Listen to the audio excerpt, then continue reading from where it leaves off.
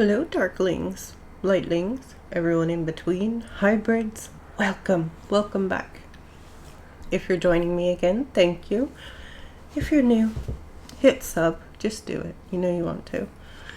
How are you guys? It's been a while and I miss y'all, so I'm like, I have to do a video, just, to bullshit and tell you guys what I've been up to,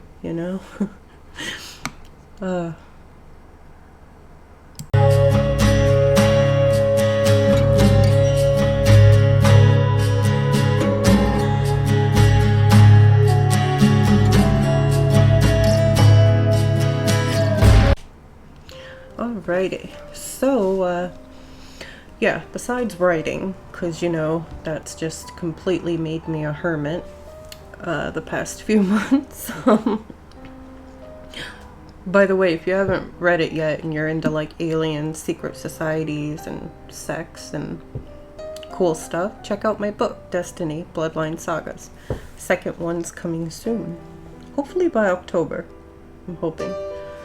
Anyway, in my personal practice, I've been working with Hecate again, and death and death magic and necromancy, and I was like, I haven't talked about that too much. I think I've covered it in like older videos, but I haven't really told you guys a lot about how I practice necromancy and how I would suggest others to, maybe tips or whatever.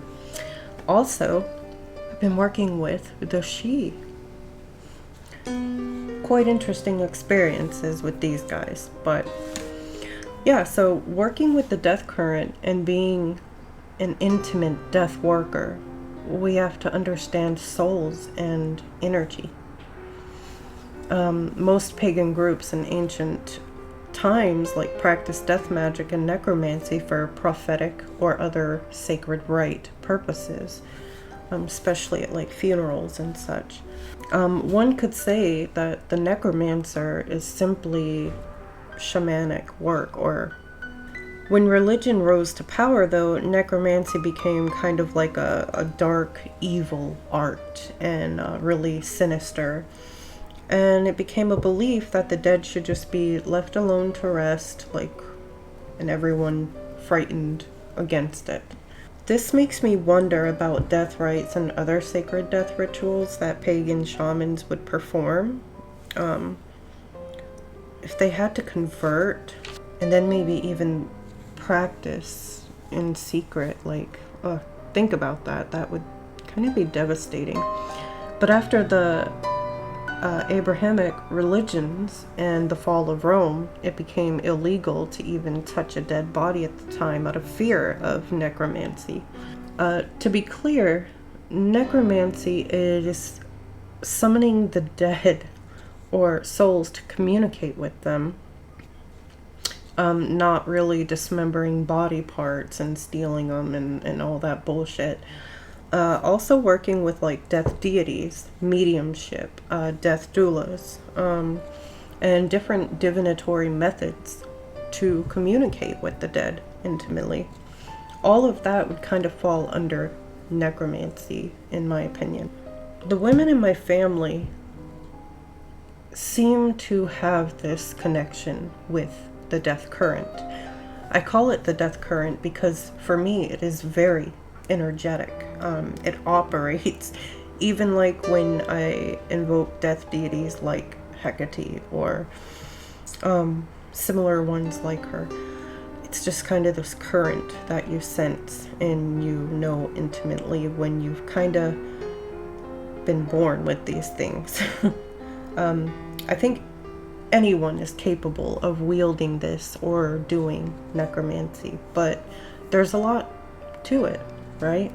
So back to the women in my family. My grandmother is like me. She communicates with them, channels. She's even had spirits enter her body, enter her dreams. She's had a lot of poker dice,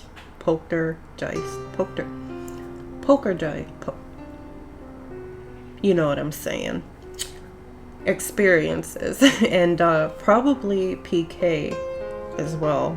My mother Hers was interesting. She didn't really understand it or work with it like my grandmother or I. I don't know if it was because she was afraid or what, but when her brother had passed, I was like 3 and I witnessed it. My grandfather had jumped in to save my uncle, my mom's brother, and I was there with my grandmother when he had passed. My mother said that night is when she started hearing this loud, like frequency, buzzing sound that reminded her of crickets. And ever since then, she would be around certain people and she would hear that same frequency or sound and then they would die. It's also interesting that we all chose to work in the medical field and with dying people. I can't tell you how many people that I've sat with that didn't have families and were passing, and I held their hand and helped through it, you know, the best I could, until I just never wanted any of my patients to have to pass alone, you know. I don't care if I had to sit with them through my lunch.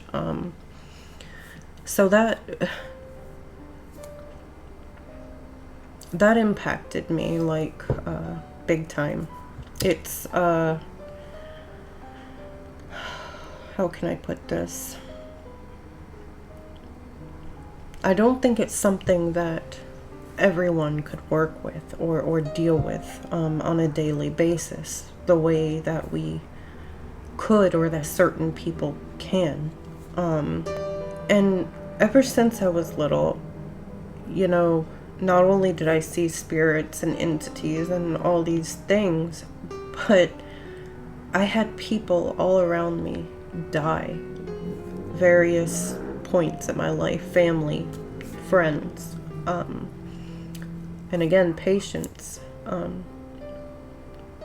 And none of them really affected me. I always looked at death as like it was this beautiful, sacred thing, you know, this transformation, this journey, and helping someone walk into the afterlife it's an intimacy that you don't really feel in any other scenario in life, I guess is what I'm trying to say. So some of the senses that I dealt with too in that field is I can smell it.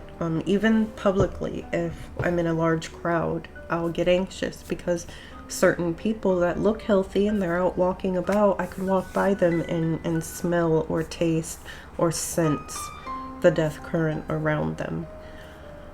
With my patients as well, it was like they'd be healthy one day and I'd look at a coworker and I'd be like, you know, they got about 3 days. And then they'd be like, no, you know, and then it would happen. And I could usually tell down to the hour or minute how long they had. And it's like an energetic sense, this very close energetic field. I feel it to my core, in my being, when I work with death's current. So if you are considering starting necromantic practices, note that you need to understand there has to be a balance of energy to control the currents of death when you're operating death magic or necromancy or summoning a spirit, whatever. For some like myself, where if you're born with it or closely somehow linked to it, it probably comes a bit easier, but everybody can do it. I think anybody could. It's just not everyone's cup of tea. So now, when I was newer to doing necromantic rituals or communicating with the dead and actually putting this into my practice, I would summon powerful or other spirits or death deities to help me when I would do these rituals. But I kind of discovered my own way of harnessing my energy to be able to hold and control that in ritual enough to communicate with the spirit better. And how I do that is I will store my energy into crystals. And when you get ready to do your circle, your manifesting, or your sacred circle in your space, however you do it or practice, you would put the crystals full of energy, and I would recommend doing this on a day you're not going to do the ritual, because you're going to need all the energy you have on the day. But when you're just high vibing and you have that high energy, store it away in crystals. Let it build, let it charge, and do this with multiple crystals. How this works is I'll put it outside the circle, and I will visualize rays of the energy that I stored coming from the crystals and over the circle to a point over my head into a pyramid, and then draw energy down into my crown. Or you could put them outside of the manifesting circle or triangle, whatever you use to help the spirit manifest. That way they can pull from the energy of the crystals themselves, and you can also operate with the spirit or entity through your energy that you have, so it's kind of like an extra boost. I found that brought me a lot of success, and it made it a lot easier to perform necromantic rituals or rites in communication, doing it that way. So necromancy is extremely draining. And of course, when you do this, I'm talking about, practitioners that are pretty experienced when it comes to energy work.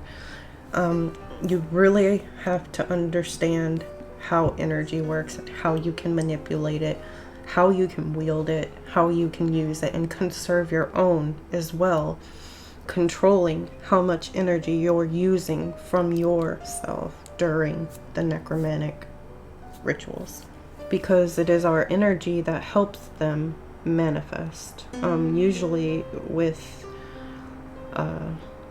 it's usually the case with the dead.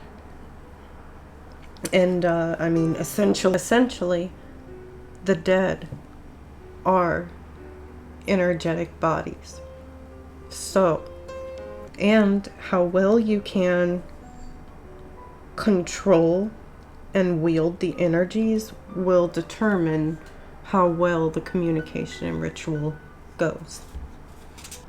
If you want suggestions on how you can build high vibe energy, I even tend to do this sometimes the day of the ritual, like before, chanting, dancing, all these high vibe energy to get that energy going.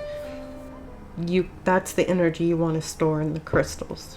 So if you're just feeling that energy, or dancing to anything, singing, whatever, chanting, mantra, those are good ways to kind of get the energy going, boosting it for you to store it away for using to your advantage.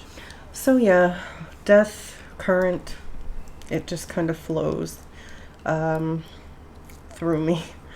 And death never really bothered me until my mom this year. She's the only person that I actually felt to my core that devastating grief.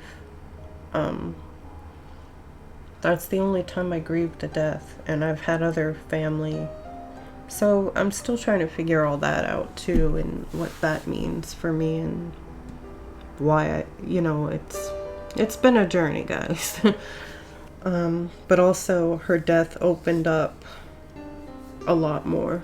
A lot more has become more intense since then with my experiences.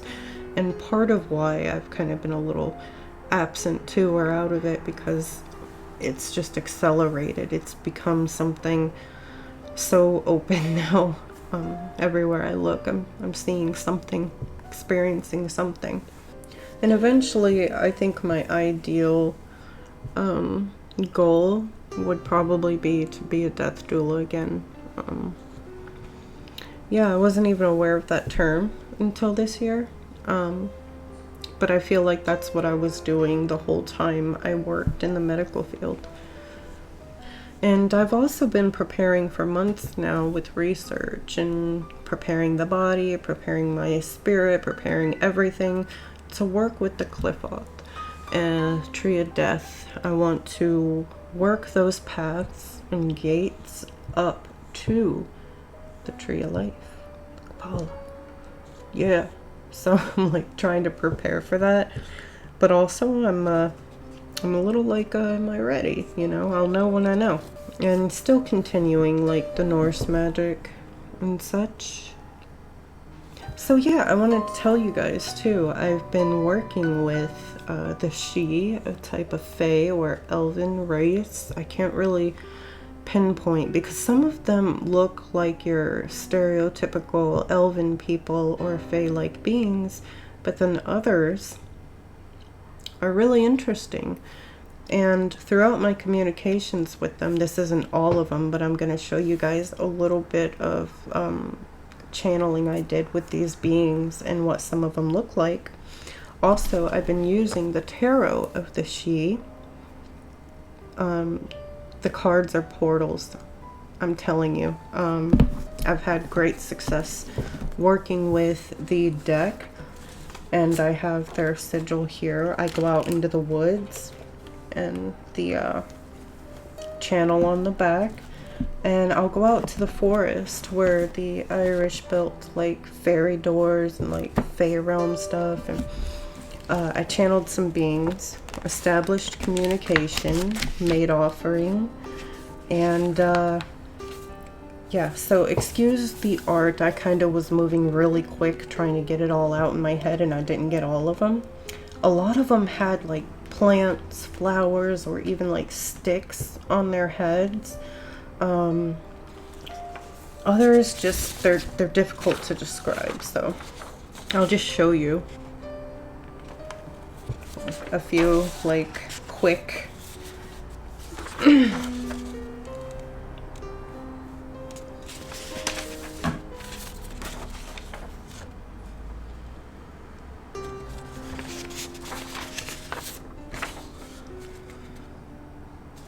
that's like a halo of light around his head. And this one's been working rather close with me. I've been seeing her daily. She has white hair. She reminds me of the inner earth beings like Ka or the ones I had experiences with before, but I don't know her name yet. But she's a very interesting creature. And she was teaching me certain psychic things in my dreams last night, and these entities can do a lot with your psychic senses, your abilities. They can help you advance in them, and they also teach how to eat sexual energy and use it in Kundalini awakening, which I'll be doing a deeper video about, because that kind of ties into my incubi or succubi experiences as well. And I found out quite a bit more information about them from my incubus. So yeah, that's kind of what I've been doing, and just wanted to come on, say hi, you know, show myself to the world. And I hope you all are well, and I will see you soon. Until next time.